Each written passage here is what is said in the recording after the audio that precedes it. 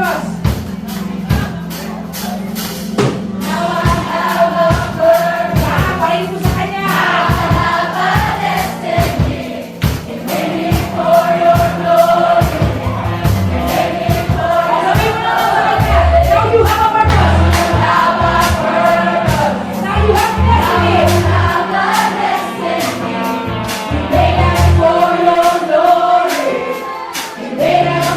your glory.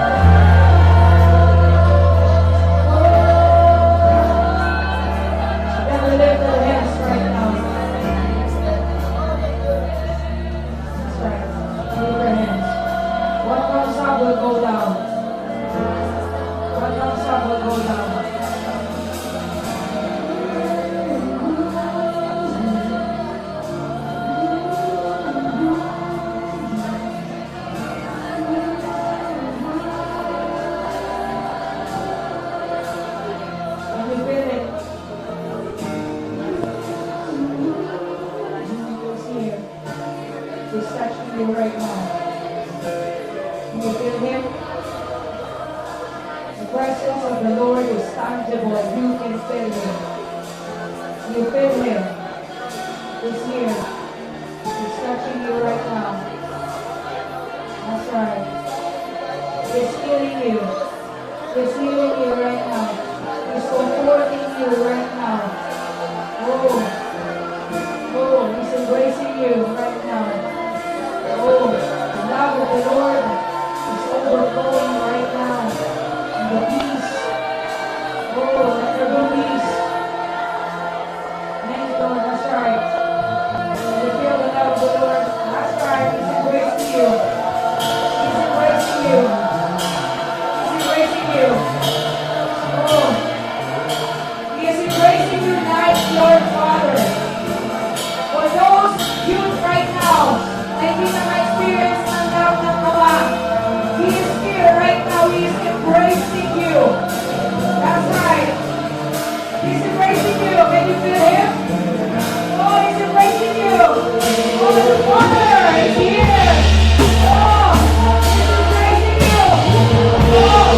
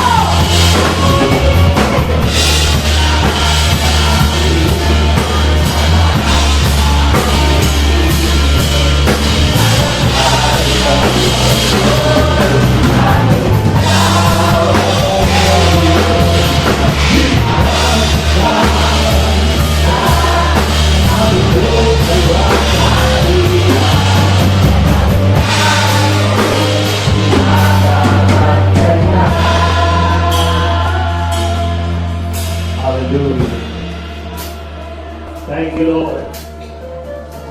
We thank you for your presence even now. Thank you for your anointing that breaks every yoke. Salamat, Panginoon. Itong ikalawang araw nito, Panginoon, we have seen how your presence move in our lives.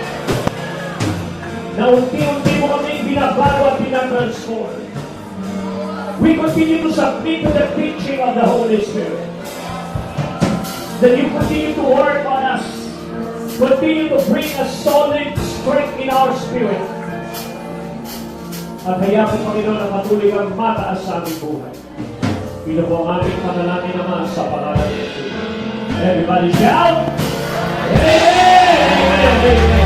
Hallelujah! Believe we see it? Praise the Lord. Hallelujah. Thank you, Lord. Amen. Sino po maraming naranasan mula umaga hanggang ngayong gabi? So ngayon po ay ihanda po natin yung ating puso at hayaan po natin na ma-master po natin ito pong steps to breakthrough. Sino na nag-enjoy, na-realize niya, marami siyang na-realize sa teaching po kanina about spirit, soul, and body. Sino po ito habang nakikinig ay nag-re-repent? Di ba? Pagka naiintindihan mo, kahit nandiyan ka, meron kang sinasabi kay Lord na, Lord, sorry. Kasi hindi ko alam. Pero tandaan po ninyo na pag uwi po ninyo, ma-expose po ninyo sa normal na buhay sa inyong bahay. Sa inyong school, sa inyong community. Kayo po ay ma-expose. Pero napaka-importante po na meron po kayong i-review at meron kayong i-maintain at isusustain na spiritual life para po hindi na po kayo bumalik sa dating lifestyle. Sabi ko sa yung katabi, hindi ka na pwede bumalik sa dating lifestyle. Okay?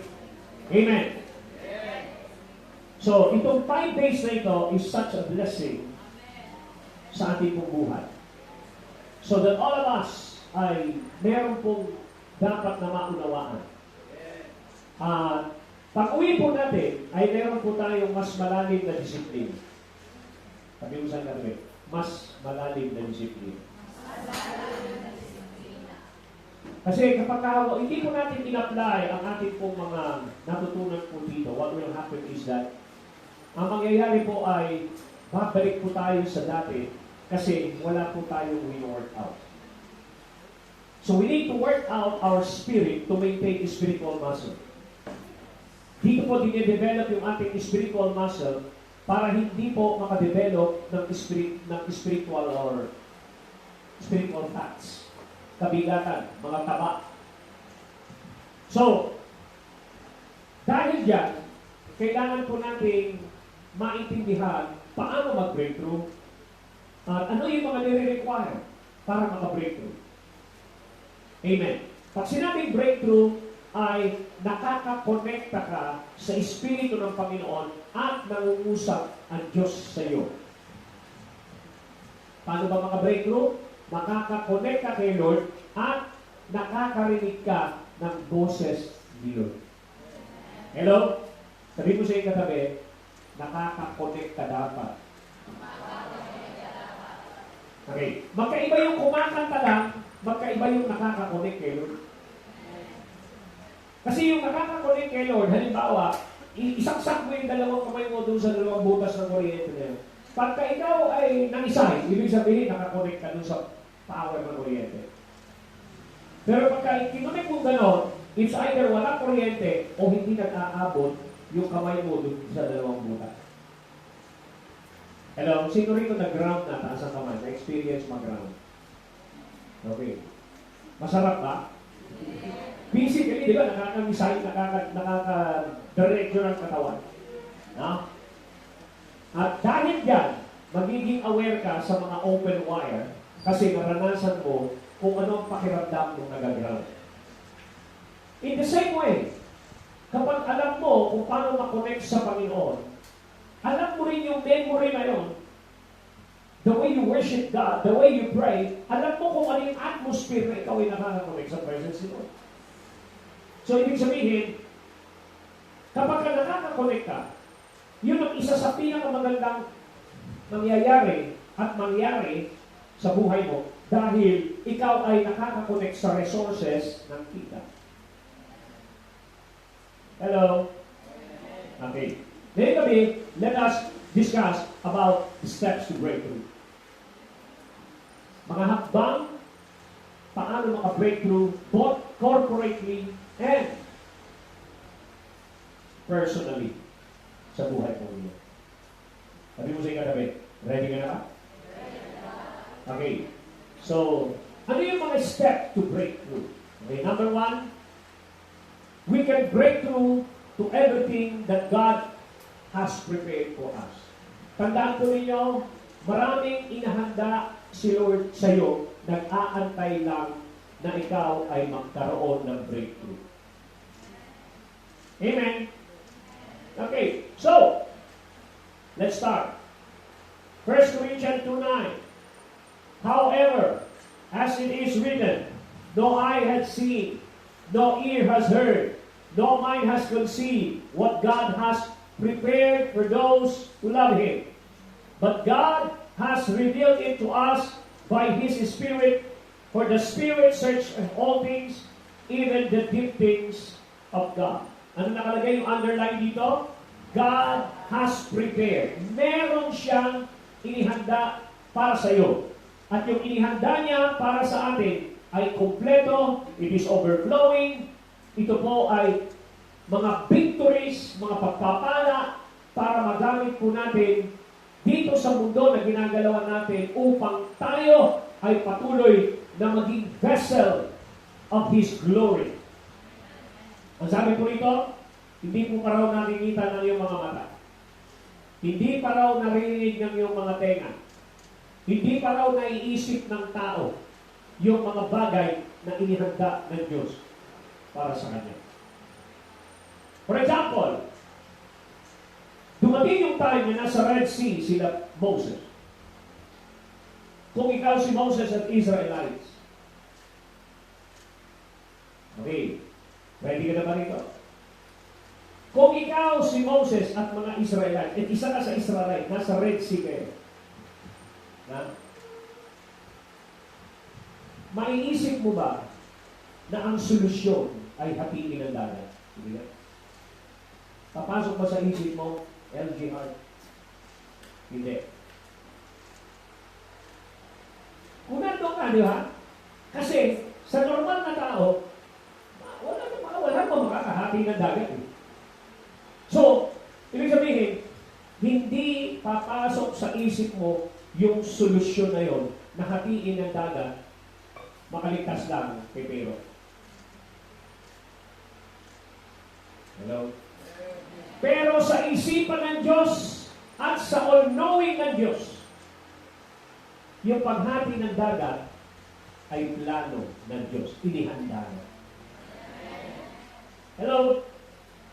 So, ang sabi rito, ang susi para raw ang lahat ng inihandang ito ay makuha is sa pamamagitan ng kanyang Espiritu. God has revealed it to us by His Spirit. So, napaka-importante na ang point of breakthrough is our ability to connect to the Spirit of God. Hello? Sabi ko sa inyo katabi, be connected to the Spirit of God. Kasi the moment na ikaw ay hindi nakakonect, para tayong electric fan lang tayo, pero hindi tayo nagpo-produce ng hangin. Pero kapag ka nakakonect ka, automatically, magpa-function ka the way God wants you to function. You will begin to be empowered, and you will begin to discover the potentials of God na inilagay niya sa'yo. Are you here? Now, sabi niya dito, God has prepared. So, ang ibig sabihin nun, halimbawa itong room na ito, yung room na ito, nandiyan lahat na kailangan mo. Kailangan mo para sa victory, lahat ng blessing, material blessing, spiritual blessing, nandito sa kabilang kwarto na ito. Kaya lang, nakaselyo siya.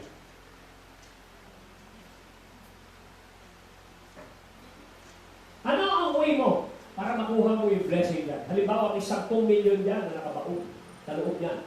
Ang gagawin. Hindi ba? Babaklasin mo yan. Correct? At once na nabaklas mo na yan, ang tawag doon, naka-breakthrough ka. Kaya maraming mga Kristiyano, inihanda ng Panginoon ang mga magagandang bagay, pero hindi alam paano maka-breakthrough. That's the reason why the Holy Spirit was sent. Anong purpose? To help you. Sabi mo sa inyo katabi, the Holy Spirit is your helper. So, dahil yan, kapag hindi mo in-acknowledge ang Holy Spirit, na kung saan siya lang ang merong access sa isipan ng Panginoon, what will happen? Magpapabricate ka ng sarili mong strategy aside from the Holy Spirit na alam niya kung paano i-unlock ang mga bagay na inihanda sa'yo. Hallelujah.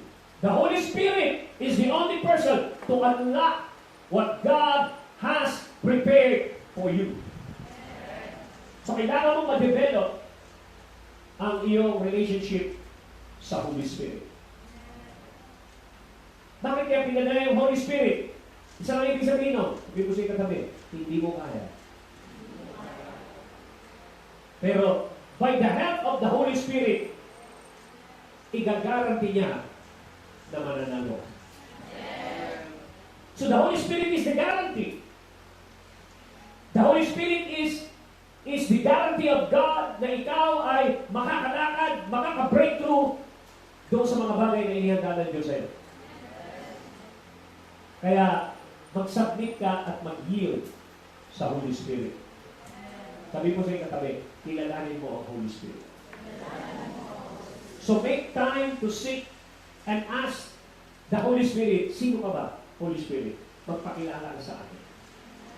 Manalangin ka na gano'n, Holy Spirit, pinakanalis kita. Kausapin mo siya na parang kaibigan. Sapagkat pinadala siya as a standby, a paraclete to help. Amen. Tandaan ko niyo yung sinabi ng Panginoon sa Zechariah, it is not by might, it is not by power, but by my Spirit, says the Lord. So, kapag hindi na-develop ang strength natin sa Holy Spirit, hindi natin alam kung paano mag-offer ng genuine fire. Pag wala ang Holy Spirit sa ating buhay, marami tayo may offer kay Lord na unauthorized fire. Hello? Amen? Okay. Okay ba kayo dyan sa likod? Okay, good. So, number 1, attract His presence. Pag hindi po natin nararamdaman ang presence ni Lord, at wala ang presence ni Lord, tandaan po ninyo, mahihirapan po tayo gawin yung gusto natin na makabreakthrough. Okay? Si Moses, nag-pray siya kay Lord, Lord, if your presence will not go with us, huwag mo na kaming dalawin sa aming kinalalagyan. I'd rather stay here with your presence kesa mag-step forward ako nang wala ang iyong presence. Because of that presence, Moses was empowered na magkaroon siya ng magkaroon siya ng strength na mag-minister mula umaga, pagputok pa lang ng araw hanggang gabi. Thousands of people nakapila sa kanya. Hindi siya napapagod. Because of what? Because of the presence. So makikita natin dito na it is the presence of the Lord na nasa sayo, na nag-move sa'yo, ang distinguishing mark that you are different from the people of the world. Yun yung pagkakaiba mo. And because of that presence, the favor of God is upon you. So, attract His presence. How? How His presence be attracted? His presence comes through what? Worship. Worship is a master key to every access sa puso at isipan ng Panginoon. Sabi ko sa iyo katabi, worship is your lifeline. Di ba kayo nagtataka bakit ang offer ni Satanas kay Jesus sa Matthew 4, ibinibigay ang buong mundo ang kapalit worship? Di-reveal ni Satanas ang value ng worship. Dahil ino-offer niya ang buong mundo. Hindi lang laptop ang ino-offer kay Jesus. Hindi lang kotse, hindi lang buo. Bakit? Kasi matindi ang inihanda ni Jesus. 30 years siyang nag-handa. Kaya hindi siya pwedeng makuha sa cellphone lang. Kaya buong mundo na. Tinodo na niya ang offer. Pero sa atin, cellphone pa lang bumibigay ko. Hello?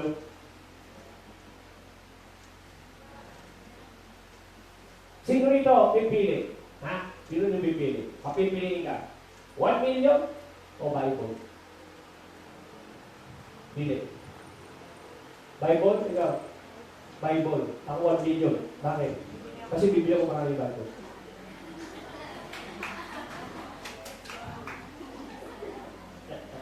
Kita ninyo? Kailangan gamitan natin ang wisdom. Yeah, kasi Satanas, ano yan eh, hindi yan nag-o-offer ng walang kapalit. Alam mo ba niya? Pero kung tutuusin, tama yung sagot. Pipiliin natin yung word. Kasi nandun na, nakapackage na ang provision sa word. Yung meat yun naubos eh, yung word hindi. Kaya pagka nagsalita si Lord, ang piliin mo yung word, man shall not live by, but by every word that proceeds from the mouth of God. Not from the mouth of Scripture. Yung Scripture, kailangan ma-turn into spoken word. Kaya ka nagde-devotion, nagsisik ka sa Scripture, sa graphe. Para yung graphe na yan ay inspire ng Panginoon yung specific word para magamit mo sa specific na panahon at sa specific na person to achieve a specific purpose. Yun ang ibig sabihin ng rema. Once na nabigyan ka ng rema, God gave you the permission of heaven to manifest it on the earth. Na kahit ano pa yun. Kaya katulad ng binigay ng Panginoon kay Peter, sabi niya, come, that is a rema. The word come, suspend the law of gravity, and he start walking above the water. Kaya napaka-powerful ng word. No? Pero, I'm telling you, yun yung mga ninanakaw sa Satanas na importante. Word, worship. Pero tayo, yun yung nineneglect natin. Wala tayong time sa word, wala tayong time sa worship.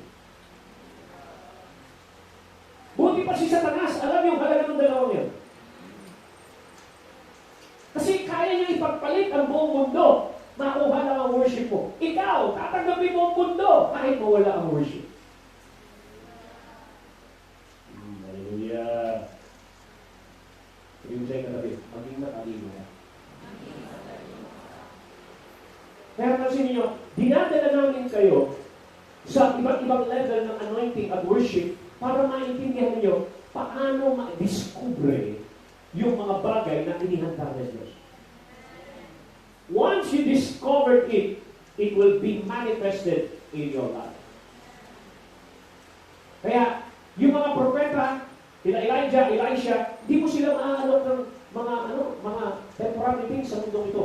Ang pinakakayamanan ng mga propeta of old is the word. Amen. Hindi nila yung nagpapalit yung word. Kasi nakita nila yung power ng word na yun. Kayang magpatigil ng ulan at kayang magpaulan. Imagine mo, sabi niya, walang ulan. Wala pang 1 minuto yung prayer na yun na binigyan ng Diyos ng word sa kanya. Kasi yung susi, nilagay sa wallet niya. 3 years. After 3 years, sabi niya, magkaroon ng ulan. Dumating yung ulan. Ang power ng word.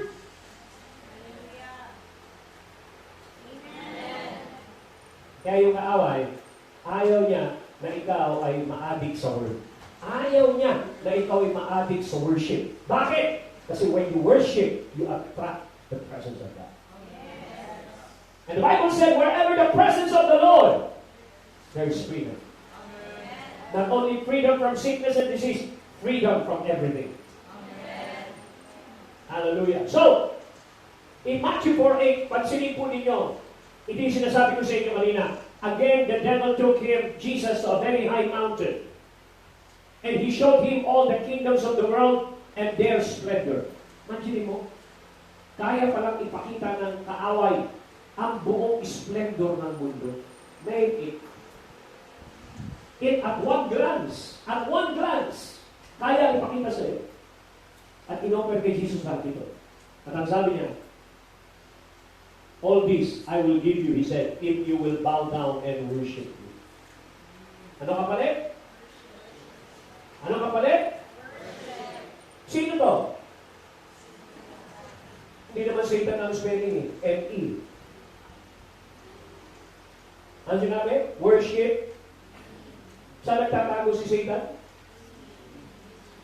Correct. Sa'yo. Kasi minsan, mas pinupurso mo ang pangarap mo kaysa kanya. And that is me. Kaya sabi mo sa'yo katabi, mag-ingat ka sa'yo. Ingatan mo yung sinabi, Lord, deliver me from evil. Actually, isa sa prayer dapat namin, deliver me from myself.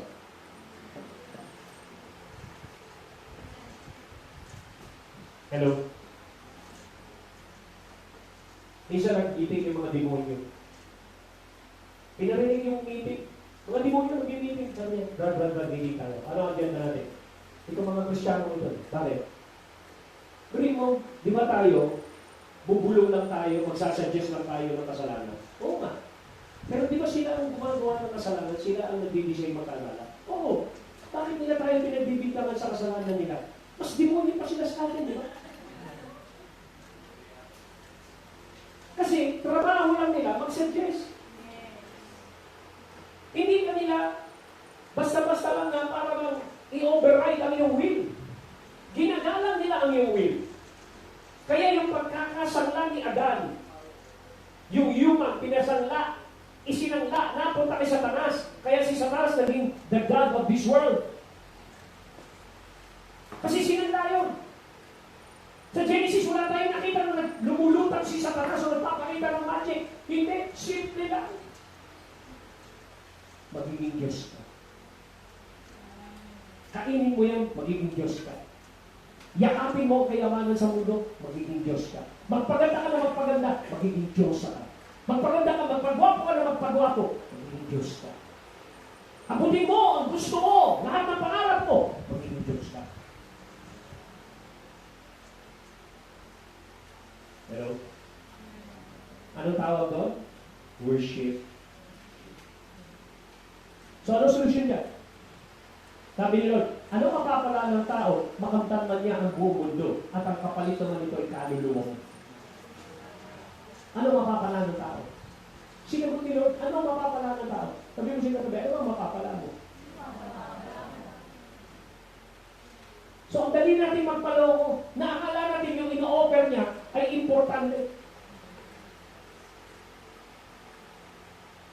Hello? Nung ang katawan ni Adan nakalay down sa lupa, ano ang unang pumasok ni Adan? Pera ha? Ano pumasok kay Adan? The presence, the breath of life. Yun yung unang-unang kailangan mo. And the presence cannot come without worship. Kaya napaka-importante na worship. Papansin ko ninyo. Ang sinabi rito, all this I will give you, he said, if you will bow down and worship. Naalala niyo sila, Shadrach, Meshach, Abednego, they were forced to bow down, pero ano sinabi? We will not bow down to you, O King Nebuchadnezzar. Who is King Nebuchadnezzar? He is the king of Babylon. Babylon speaks of the world, the king of the world. It symbolizes Satan. But they did not bow down. Sabi mo sa'yo, katabi, huwag kang mag-bow down. Isa lang ang luluhuran natin. Walang iba kundi ang ating Panginoon Jesus. Every knee will bow and every tongue will confess that Jesus Christ is Lord to the glory of the Father. Sa Kanya lang tayo luluhod. We will not bow down to money. I said we will not bow down to money. We will not bow down to material things. We will only bow down at the presence of God. Palakpakan natin ang Panginoon. Now, sa Exodus 20:24, ang sabi po diyan, make me an earthen altar and sacrifice your whole burnt offerings, your peace offering, your sheep, and your cattle on it. And in every place where I cause my name to be honored in your worship, I'll be there myself and bless you. Si Lord mismo nagsasabi, nasaan ang susi ng breakthrough at pagpapala sa buhay? Ano sabi doon? If you become an altar builder. Si Abraham is an altar builder. Noah was an altar builder. David was an altar builder. Elijah is an altar builder. Jacob, Isaac is an altar builder. Lahat na ito, even Job is an altar builder. Pansinin po ninyo ang kanila pong buhay. Meron silang encounter sa Diyos at higit sa lahat, ang buhay nila ay napakayayaman. Pero hindi po sila nag-focus sa yaman. Tinuruan sila ng Diyos ng kanyang kaparaanan. Ano yun? Building of the altar. Bakit kaya ang Israel pagka nakukupkop ng mga soldier ng ibang bansa, ang unang-unang sinisira nila ay yung altar ng Diyos. Anong kinalaman nun? Kasi alam ng mga nation na kapag ka merong altar ang Israel, may lalandingan ng presence nito at matatalo sila. Kaya ang ginagawa nila, sinisira nila ang altar. Kaya kapag ka nasira ang altar mo sa iyong buhay, nasira ang altar mo sa iyong family, nakakapenetrate ang away sa family mo, pag sira ang altar ng iyong devotion, madali kang sirahin ang tao. Bakit? Wala kang protective gear ng presensya ng Panginoon na nagko-cover sa iyo because the altar is broken. Sabi mo siya katabi, you've got to build your altar.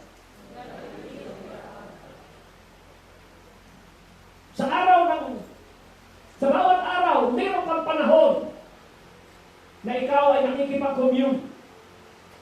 Meron kang altar na kinakatagpo mo ang Panginoon. Mapalad ho kayo kung meron kayong leader na nangungulit sa inyo at nagtatanong kung nag-pray ka na ba o nag-devotion ka. Sa amin po meron kaming monitoring system about devotion. Para malaman namin at makita namin sino ang totoong nag-o-obey doon sa first commandment ng Panginoon. Love the Lord, your God, with all your heart, with all your soul, and with all your strength. Nandiyan mo kaya? Ano sinabi? Ano ang unang utos? Okay, with all your heart, with all your soul, with all your strength. Ang pagmamahal sa Panginoon ay ipinag-uutos. Hello? Bakit inuutos? Sabi mo sa'yo katabi, kasi wala kang kusa. Pag nabisi ka na, nawawala ka na. Pag nabisi ka na, naubos ang oras mo. And, makinig kayo, because that is a what? A command. In violation of that first commandment, pag binayolate mo yun, hindi mo minahal si Lord yung araw na yun, ikaw ay nagkakasala. Kaya ang sabi ni Pablo doon sa Corinthians, cursed is a man who never loved the Lord.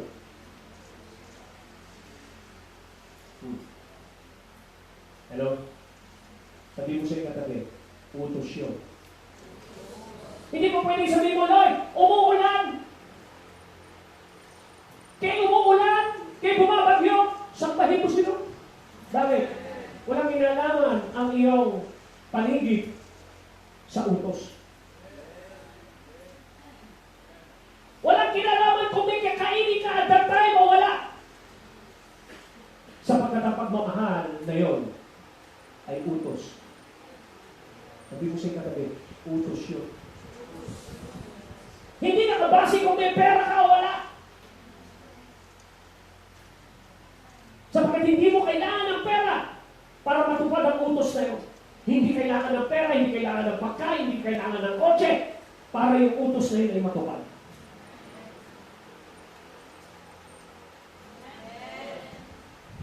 Hallelujah. Ulitin mo sa iyong katabi. Narinig mo yung utos.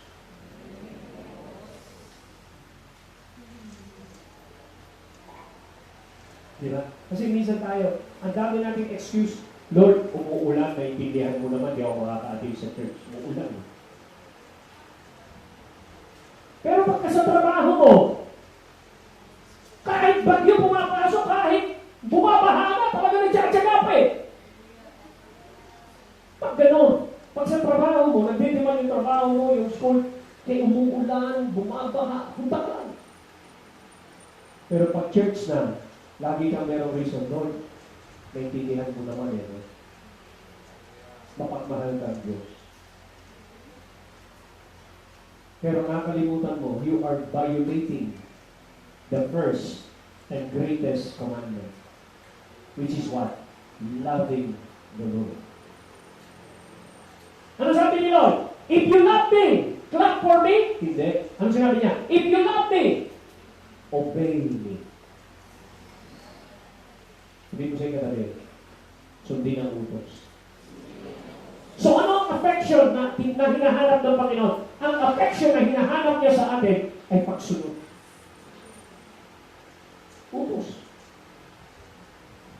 Hello? Make me an earthen altar. Sabi niya, every place where I cause my name to be honored in your worship, I'll be there myself. And what? Bless you. Hindi mo focus yung blessing. Si Lord nakapokus sa pagpapala mo. Ang blessing ay hindi mo trabaho. Trabaho ni Lord yun. Ang focus mo, yung pag-build ng altar. At ang focus ni Lord, yung paano kanya i-bless. Sabi ko sa iyo katabi, ang focus mo, mag-build ng altar. Ang focus ni Lord ay i-bless ka. Minsan kasi yung iba, pag pupunta kay Lord, nakapokus doon sa blessing. Nakapokus doon sa all of these things will be added unto me. Hindi nakapokus doon sa seeking first the kingdom and His righteousness. To seek the righteousness of God means you are submitting to God and you are seeking the will of God. And after the discovering of the will of God, you begin to obey the will of God. Obeying God is worship. Obedience is better than sacrifice. So, pag dumarating ang altar ng Panginoon, na gumawa ka ng altar, ano sinasabi ng Psalm 22 verse 3? But you are holy. You are enthroned in the praises of Israel. So, paano dumarating daw ang presence ni Lord? Paano siyang nagahari sa ating kalagitnaan? He is enthroned in the praises through the worship and praises ng kanyang mga tao. Kaya kapag ikaw ay dumating doon sa time na kung saan kinakatagpo mo ang Panginoon in your personal devotion, hallelujah, when you begin to lift your hand, when you begin to worship God, the presence of God comes. You attract the presence of God sapagkat meron kang altar na ginawa. Hello?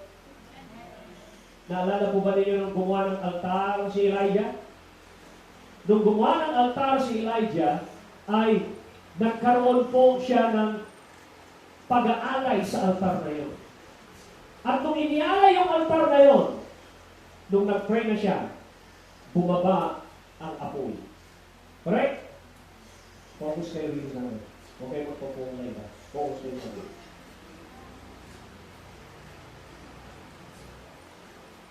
Paano bumaba ang apoy ni Elijah? Kung narinig mo ninyo yung statement mo, paano bumaba yung apoy sa panahon ni Elijah? Paano bumaba? Ha? Paano bumaba yung apoy? Dahil Dahil merong sacrifice at merong altar. Kaya na-attract yung fire because of the altar and because of the sacrifice.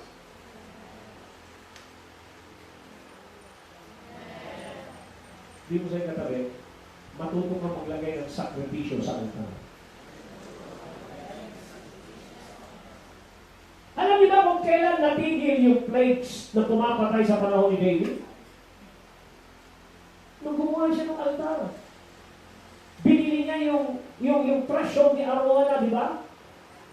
At ang sabi niya, I will never give unto the Lord that cost me nothing. Kaya napaka-importante ng pagiging altar builder. Nung nag-build ng altar si Noah, naamoy ni Lord yung aroma, sabi niya, mula ngayon, hindi ko nagugunawin ang mundo. Yun yung blessing. Hello?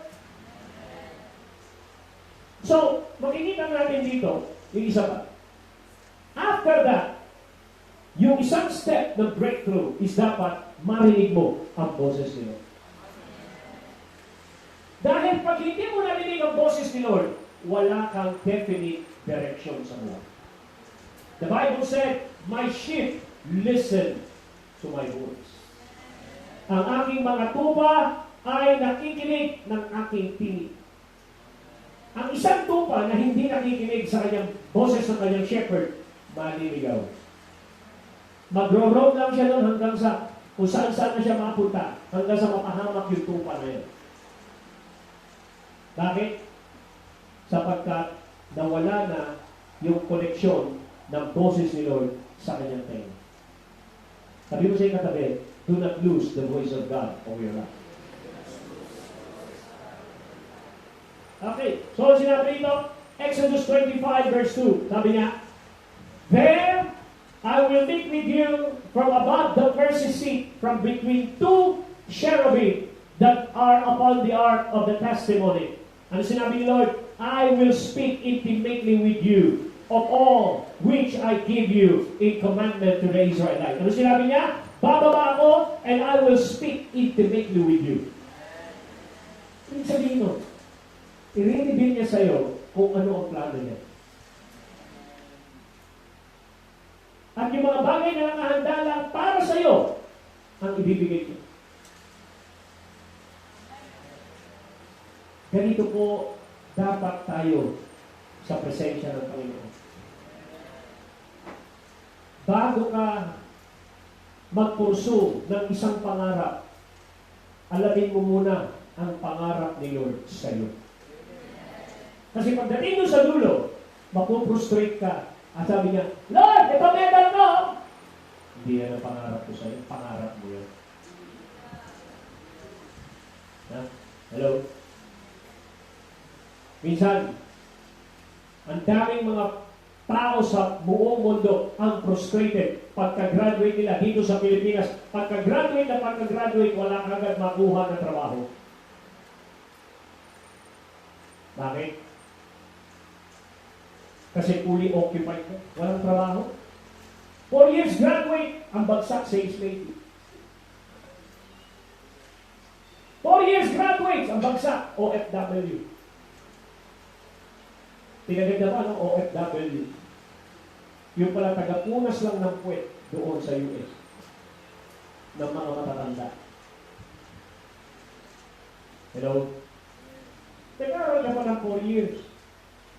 Yun lang pala magiging trabaho mo, alipin ng ibang bansa. Anong blessing ni Lord? Anong sinabi niya sa blessing sa Deuteronomy 28? You will be the head and not the tail. Tama? Ano ang condition nun? If you hear and obey. Hearing. Hearing God. So pag wala kang naririnig, walang magpo-fuel ng spiritual destiny mo o spiritual journey mo. Walang magpipit. Only the voice of God can make you move forward. Ang voice ng Panginoon ay parang gasolina na nagpapatakbo sa kotse. Pag naubusan ka ng word, naubusan ka ng gasolina. Kaya napaka-importante ng word. You cannot live on earth by bread, by money alone. You need the Rhema word of God. Palakpakan po natin ang Panginoon. Hallelujah. Now, sabi rito, I will speak with you. Between what? Between the two. Ano yung the two na yun? Yung anghel sa Ark of Covenant. Bakit merong anghel na dalawa ron? That symbolizes the worshiping angels ng mga arkas. At itong anghel na ito symbolizes Michael, Archangel, and Gabriel, the Archangel. Supposed to be tatlo dapat yun. Meron pa sanang isa. Kaya lang nalaglag si Lucifer. Kaya si Lord naghahanap ng worshiper. Para pagpunta mo roon, nandun ka, spiritually habang nag-worship, bababa si Lord. Kaya sa New Testament, ito po ang sinabi ni Lord. Sa New Testament, sabi niya, for where 2 or 3 gathered, drawn together as my followers into my name, there I am in the midst of them. Kaya kapag kami dalawa o tatlo na nag-gather sa presensya ni Lord, ang sabi ni Lord, nasa gitna nila ako. And in that, God is able to reveal and speak to you. Amen? Hallelujah. So, Matthew 18:20, ganun din ang sinabi. Pangatlo, ka nakaka-breakthrough? After you read, after you hear the voice of God over your life, ikaw ay nagkakaroon ng rema, at kapag ikaw ay nagkaroon ng rema, doon sa word na nirelease sa iyo ng Panginoon, meron pong nakabalot doon na package, which is faith. You cannot produce faith. Faith comes. Ang sabi dito, faith comes. Hindi sinabing faith is being produced by you. No, faith comes. The moment you hear God speaking to you, and He has mercy for you to hear His voice, that faith begins to come upon you. Faith comes by what? Hearing, and hearing the rhema word of God. The spoken word of God. Kaya mo siya sinisik. Hindi ka tumitigil sa prayer, sa worship, at sa meditation ng word until God begin to what? Give you a personal rhema. At yung personal rhema na yun, meron pong package ng faith. Hello? Faith comes by what? Hearing, and hearing the word of God. Hallelujah. At yung pong sinabi sa Hebrew 11 verse 6, sabi niya, without faith, it is impossible to please Him. For he who comes to God must believe that He is, and that He is a rewarder of those who diligently seek Him. Sabi mo sa iyong katabi, maging diligent ka. Ano ibig sabihin ng diligent? Consistent. Always. Hindi yung kailan ka lang may problema, saka mo palang dadalawin si Lord. Hello? Ano ang transaksyon sa langit? Ano ang transaksyon sa langit? Faith. Without faith, it's impossible to please God. Hindi sinabi, without money. Hindi po ino-honor sa kingdom yung money. Ang ino-honor po doon ay faith. Ang currency sa kingdom ay faith. Pag wala kang faith, wala kang divine exchange. Kaya si Jesus, during His time, may gumagaling, may humihipo sa Kanya, gagaling yung humipo na yon. Kasi humipo siya ng merong faith. Nagkaroon ng transaction. At laging sinasabi ni Lord, be it unto you according to your faith. Hindi sinabi, be it unto you according to your religion. Kaya wag ho kayong mag-alala. Kung wala kayong pera, kung meron kayong faith, meron kayong transaction. Sapat na ang faith para makuha mo ang dapat mong makuha na resources sa kaharian. Sabi ko sa iyo katabi, kailangan mo ng faith. Ito masarap, ito may masarap na buhay. Sabi ng Isaiah, come to me, you who have no money, buy bread. Ano yung bread? The word. You have money, buy. Eh, wala nga akong money. How could I buy? You buy with your faith.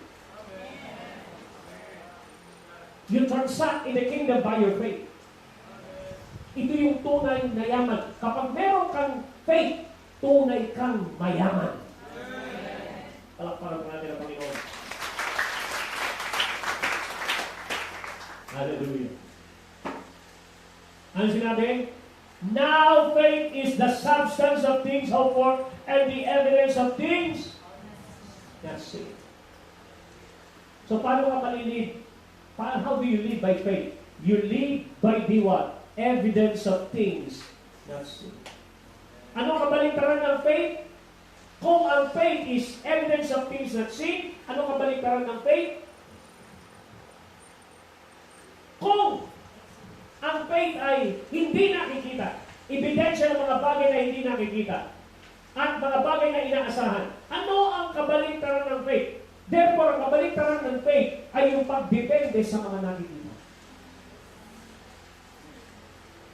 Pagsandal sa mga nakikita. Dahil pag wala ka nang nakita, magsisimula kang matakot. Hello?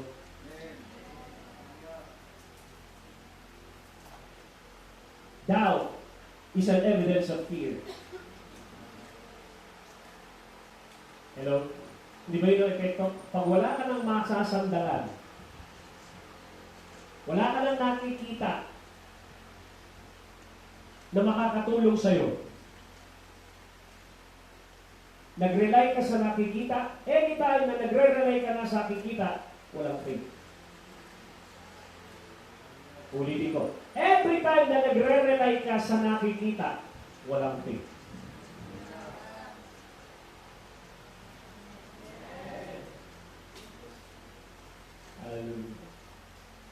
Wala kayong nakita doon sa nung inutusan ni Lord si Peter na, halika, yung salitang come is a word of rema for Peter. Come!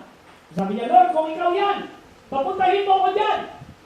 Sabi ni Lord, come. Nagsalita si Lord. That word come is a personal rema to a personal person, which is Peter. Wala kayong nakita doon na tinetesting ni Peter yung tubig. Hindi. Humakbang lang siya. Tuloy namin. Humakbang siya at naglalakad. Bakit? Ano nagpalakad sa kanya? Faith.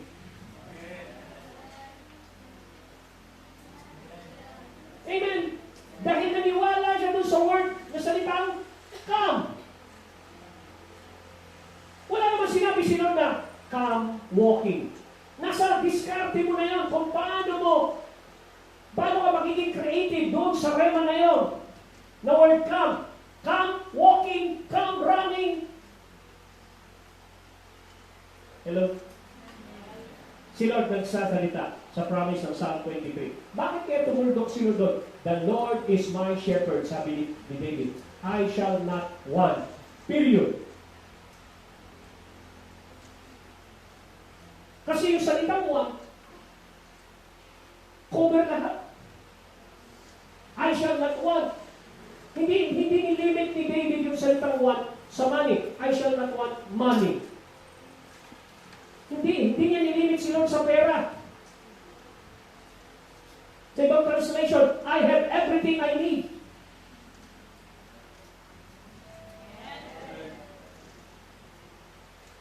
The Lord is my shepherd. Hindi na ako mangangailangan pa. Kasi alam ng shepherd ko ang lahat ng detalye ng aking pangangailangan. Ang kailangan ko ay ang shepherd na to, na mangangalaga sa akin. Alam niya kung saan niya ako dadalhin, alam niya kung saan ako ililid, alam niya kung saan niya ako pakakainin, alam niya lahat.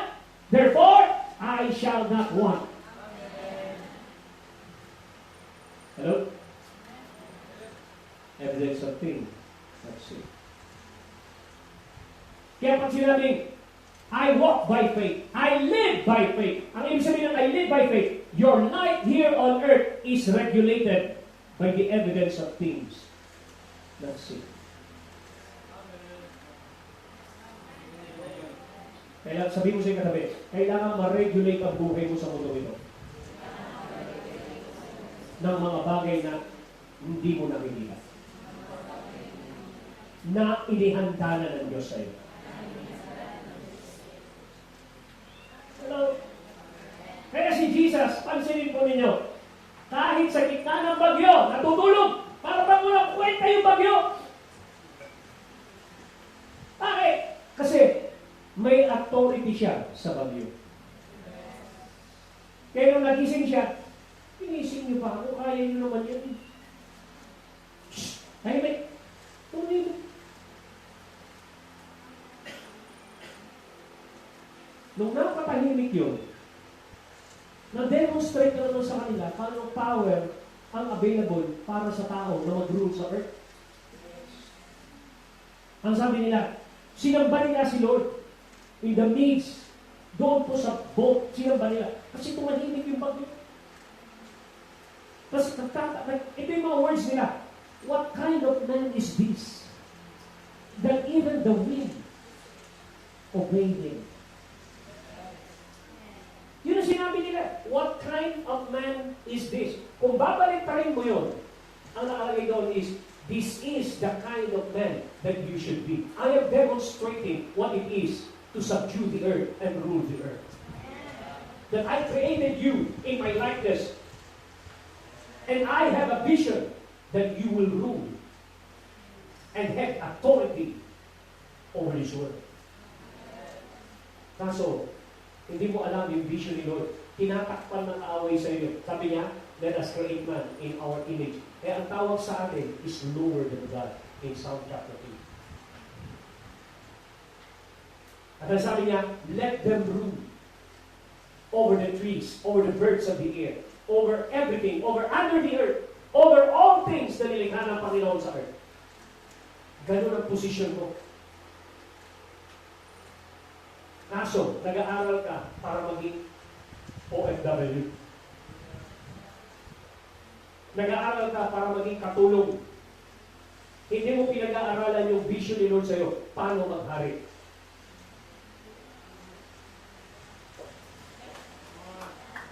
Ano?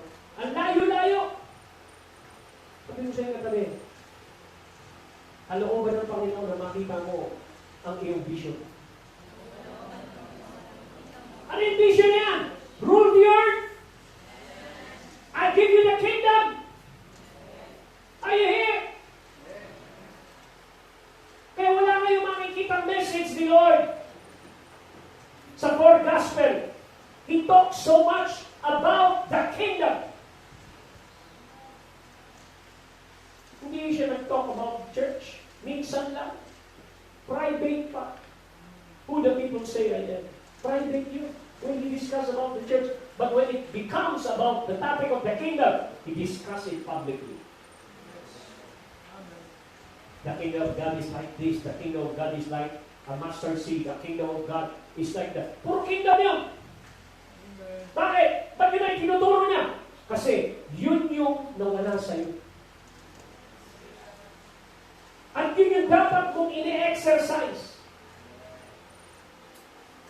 Ang tawag sa atin ni Lord, kings of the earth. Pero minsan, tinatanggap mo yung bulong na kaaway sa'yo, grasshopper ka, higante ako. Di ba? Kaya sabi ko na, naalala yung preaching ko kanina? Yung kuting, tsaka yung leon. Nabulungan ka ng kaaway na kuting ka, pero totoo lang pagkakalikha sa'yo, lion ka. Pero niloko ka ng kaaway na tignan mo ng mababa ang iyong sarili kesa doon sa standard ng pagkakalikha ng Panginoon sa iyo. Nilikha ka niya at binigyan ka niya ng stewardship sa mundong ito. Sabi niya, have dominion over the fish, over everything of it. Kaya nung nagpakita si Lord ng demonstration, how it is, how to subdue the earth, how to be in the kingdom, dinemonstrate niya. Demons obey him. The wind obey him. The natures obey him. The fish obey him. The trees obey him. Parang sinasabi ni Lord, ganito dapat ang buhay mo sa mundo. Dahil ito, yung binubuhay ko, yung dinedemonstrate ko, ikaw dapat ang gumagawa nito 2,000 years ago. Kaya nga, nawala sa iyo. Kaya nga, yung utak natin na puno-puno ng kaisipan ng mundo, sabi ni Lord, magbago na kayo ng isip. Bakit? Ibabalik ko yung kingdom. Malapit na maghari yung kingdom. Kaya kayo pag-iisip mo, bakasin mo na yan. Mag-repent ka na yan. Yun ang ibig sabihin ng repent. Think like Him.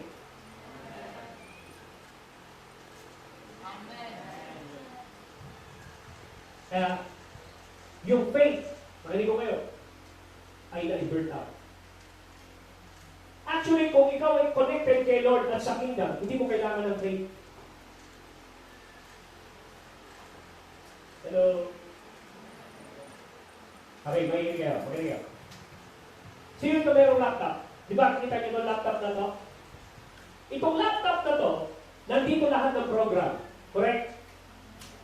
So, ganoon din naman si Adan. Ipinagkatiwala, lahat ng power nandoon na, nakaprogram na. Alam na ni Adan dapat yun. Kaso, anong ginawa ni Adan? Tumanggap ng virus. At yung virus na yun, ang sumira ng program na nandun sa laptop. Kaya nag-crash yung laptop. Napuno, nag-crash. Si Lord kaya may solusyon para maibalik yung original? Meron. Naglagay siya ng meron siyang nakalagay na USB.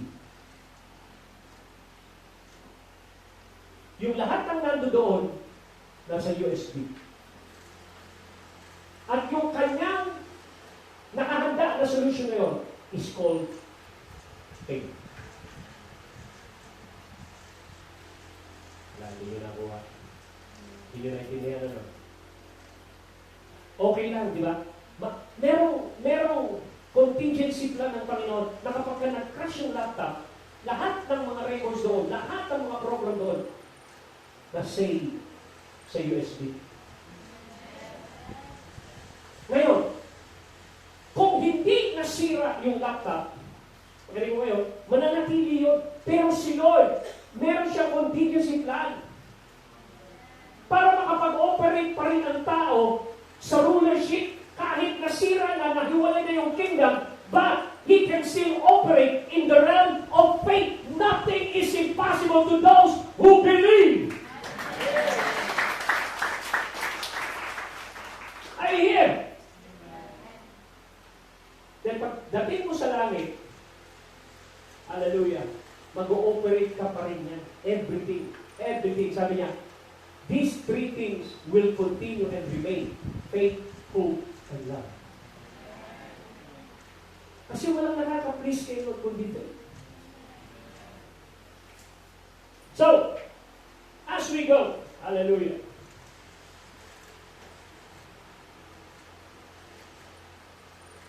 Second Corinthians 4:18, so we fix our eyes not on what is seen, but on what is what? Unseen. For what is seen is what? Temporary. But what is unseen is what? Eternal. Ibig sabihin, ang buhay mo dito sa mundo must be governed by the eternal thing. Ang mag-i-influensya sa iyo para mabuhay sa mundo ito, you are being influenced by eternity. Yun po yung dapat na order. Hindi po tayo nabubuhay sa mundo ito because we are motivated by material things.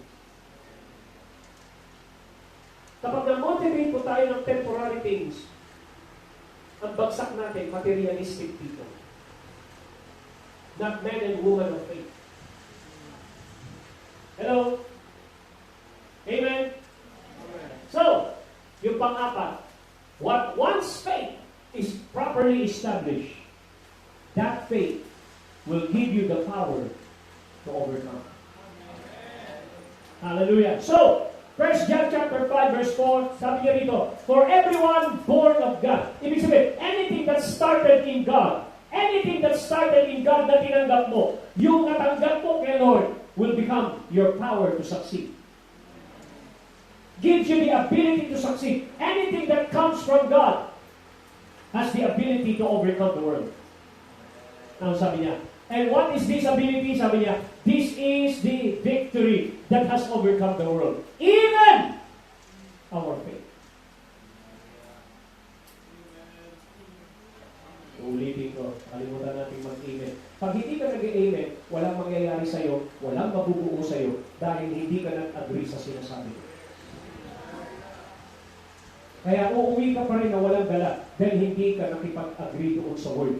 Yung word na sinasabi ko sa iyo can help you, it can consolidate inside of you kapag sinabi mo, Amen. Ang ibig sabihin ng Amen, be it unto me according to your word. Nabuntis si Mary nung sinabi niya, be it unto me according to your word, Gabriel. Kaya nagdalang tao siya. Kaya kapag dumarating kayo sa ganito, maging aktibo ka sa pagboto. Yes, amen, Lord. I agree with that word. I agree with that word. Let me become a man of faith. Yes, I agree, Lord. Let me be a man that can build an altar. Yes, I agree, Lord. Let me be a man that can attract your presence. Yes, Lord. I agree. Be it unto me. Let me be a man that can open the heaven above me. Lord, let me be that man that can please you by faith. I say amen, oh God. You become different. You'll be changed. Your life will be changed. People around you will be changed. Your circumstances will be landscaped by the power of your faith confession. Hallelujah. Who is that overcomes the world? Only he who believes that Jesus is the Son of God. Amen. Now, what else? We come to build what? His altar. Once the altar is built, His presence comes. You attract His presence. Once the presence is there, hallelujah, His voice will come. Once the voice comes, faith comes. And when faith comes in your life, then we can overcome. It's possible, Maria, it's possible for us to live 100% victory in Christ. That's step to breakthrough. Huwag mong hayaan na sirain ang kaaway ng altar mo. A broken altar means a broken life. We need His presence to come. We need His voice to come. We need faith to please God. And because of that, we will what? Overcome. Lift your hand. You need to bless God. Come on, everybody bless the Lord. Lift your hand. Lift your voice. Pray the Spirit right now. In the name of Jesus. Sakata rabakata. Yagalelekele. Siyalababababyadeha. Lilahahaye. Oh, yalabakete.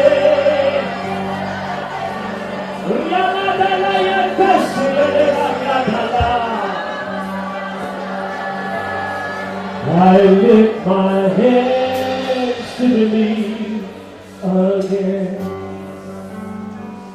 You are my refuge, you are my strength. As I pour out my heart this day, I remember you are faithful, God, forever. I lift my hands to believe again. You are my refuge, you are my strength. As I pour out my heart this day, I remember you are faithful, God, forever.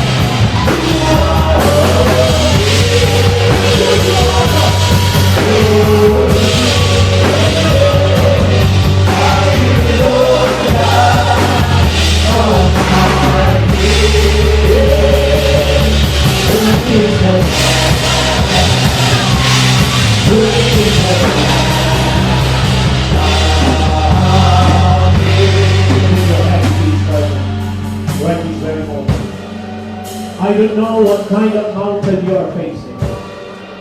But the Lord said you can move mountains by your faith. I don't know what kind of Goliath you are facing. But David defeated Goliath by faith confession. I don't know what kind of storm you are facing. But you can command the storm. Right is there a moment. Why don't you rise and say, why don't you believe